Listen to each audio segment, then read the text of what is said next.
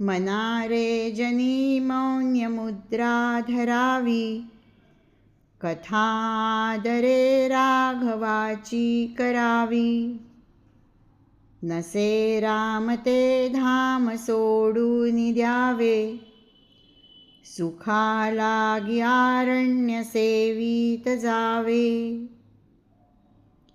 हे मना, व्यावहारिक जगामध्ये फारसे बोलू नये. आपल्या मनातले सतत लोकांना सांगू नये. गप्प बसावे आणि बोलायचेच असेल तर मुखाने प्रभू रामाचे गुणगान करावे.